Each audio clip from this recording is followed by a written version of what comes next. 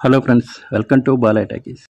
ఈరోజు మనం శ్రీ కాళీ దుర్గాదేవి, శ్రీ కామాక్షిదేవి అమ్మవార్ల దేవాలయం చూద్దాం.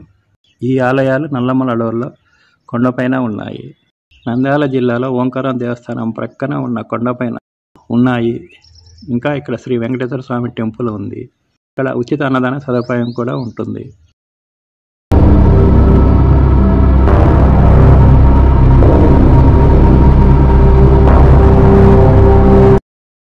కాళీ మరియు దుర్గాదేవత చరిత్రలు హిందూ పురాణాల్లో ఒక ముఖ్యమైన భాగం.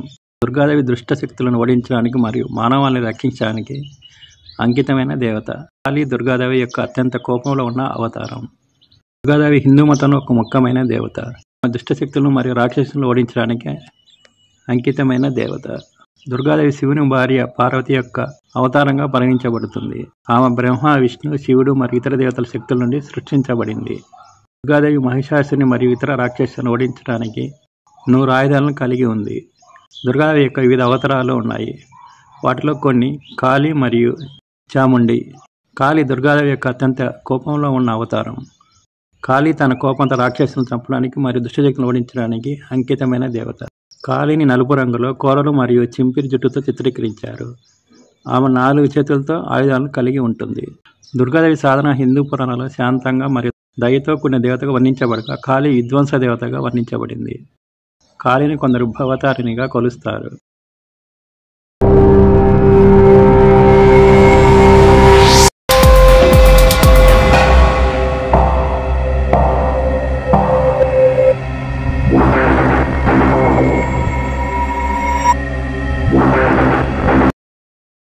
కాళికాదేవి మహాకాళి, మహంకాళి, భద్రకాళి, కాళిక ఇతర పేర్లతో కూడా పిలుస్తారు. ఈమె అనంత శక్తిదాయిని హిందూ దేవత. కాళికా పేరుకు కాల అనగా నలుపు, కాలం, మరణం, శివుడు మొదలైన అర్థాలున్నాయి. ఈమె అంతిమ శక్తి, సమయం, విధ్వంస దేవతగా పరిగణించబడుతుంది. శాక్తీయులు ఈమెని తాంత్రిక దేవతగా, బ్రహ్మ జ్ఞానాన్ని కలిగించే దేవతగా ఆరాధిస్తారు.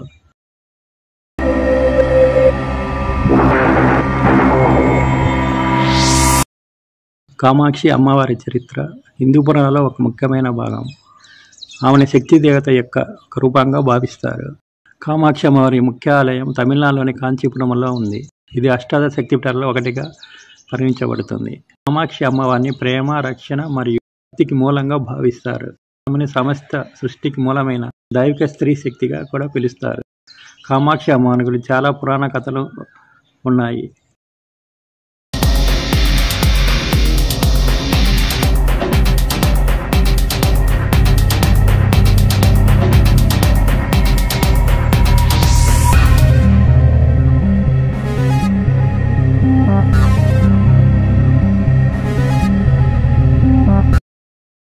ఆంధ్రప్రదేశ్లో నంద్యాల జిల్లా బండి ఆత్మకూరులో ఉండే ఓంకారేశ్వరుడు కోరికలు తీర్చే స్వామిగా ప్రసిద్ధి. అందుకే ఇక్కడికి భక్తులు పెద్ద సంఖ్యలో వస్తూ ఉంటారు.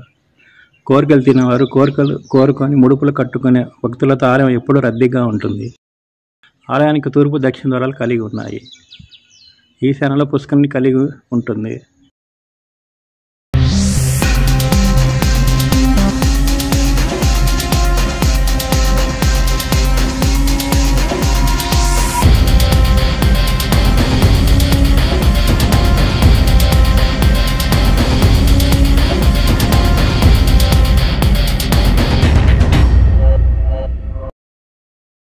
నెల్లూరు జిల్లా బెడ్సుపల్లిలో జన్మించిన కాసిరెడ్డి మొదటి నుంచి ఆధ్యాత్మిక చింతనలో ఉండేవాడు.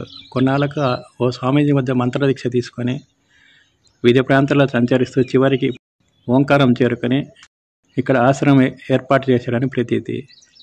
కాసిరెడ్డి మహిమలు తెలిసిన భక్తులు ఆ యోగిని నాయన అని పిలవడం మొదలుపెట్టడంతో కాసిరెడ్డి కాశీనాయనగా గుర్తింపు పొందడం జరిగింది. ఆకలిగా ఉన్న వారికి లేదనకుండా అన్నం పెట్టాలనే సందేశాన్ని చాటిన ఈ యోగి ఇక్కడే అన్నదాన కార్యక్రమాన్ని ప్రారంభించాడని, ఆయన పరమపదించాక అద్దాల మండపాన్ని కట్టి ఆ స్వామి విగ్రహాన్ని ప్రతిష్ఠించి నిత్యాన్నదానాన్ని కొనసాగిస్తున్నారని చెప్తూ ఉంటారు. ధర్మస్థాపనకు కృష్ణ భగవానుడు వీరభోగ వసంతరాల రూపంలో ఎప్పుడైనా రావచ్చని కాలజ్ఞానం రాసి ఉందని, అలా వచ్చే స్వామికి నివేదించాలనే ఉద్దేశంతో ఇలా 13 రకాల వంటకాలతో భోజనాలు ఇక్కడ వడ్డిస్తారు.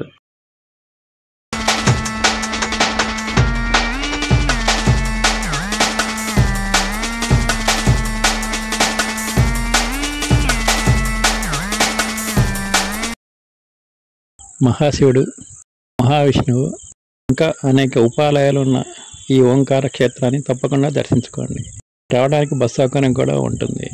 రూముల వసతి ఉండదు. దగ్గరలో ఉన్న నంద్యాలలో అందుబాటులో ఉంటాయి.